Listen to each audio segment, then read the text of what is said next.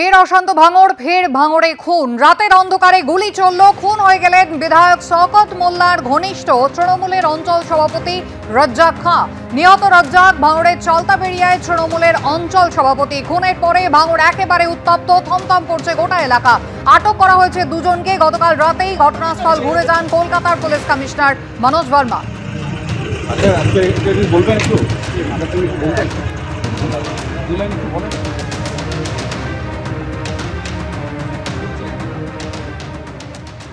আমার ভাই বাজার থেকে বাড়ি যাচ্ছিল মিটিং ছেড়ে, আর রাস্তার মাঝখানে মার্ডার করে দিয়ে আসতো। গুলি করেছে, কোপ মেরেছে। আমরা দু চারটে গুলি দেখেছি, লেগেছে, কিন্তু কতটা লেগেছে সঠিক বলতে পারবো না। কারা ছিল কী করে বলবো, দুষ্কৃতীরা করেছে না, কারোর সাথে কোনো শত্রু ছিল, রাজনীতি কারণ হতে পারে।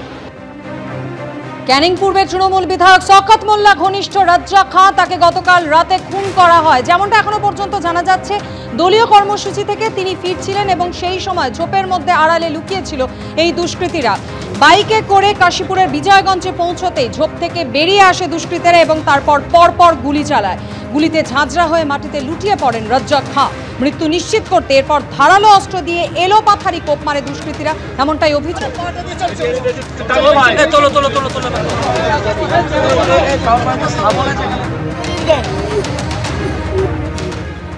ভাঙড়ে তৃণমূল নেতাকে গুলি করে এবং কুপিয়ে খুনের অভিযোগ।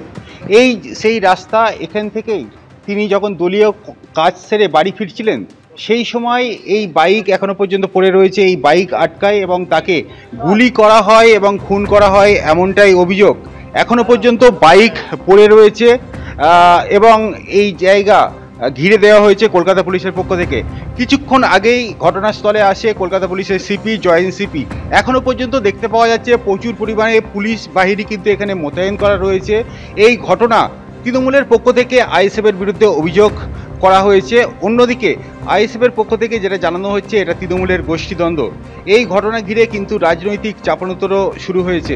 দেখতে পাওয়া যাচ্ছে ঘটনাস্থলে বিশাল পুলিশ বাহিনী রয়েছে, পুলিশ কুকুর ঘটনাস্থলে আনা হয়েছে, ঘটনার তদন্ত শুরু করা হয়েছে। রঞ্জিত হালদার, এবিপি আনন্দ, ভাঙড়। রাজ্জাক সর্দার আমাদের বিধানসভা, রাজ্জাক খান আমাদের বিধানসভা কমিটির সদস্য, আমাদের স্ট্রং লিডার।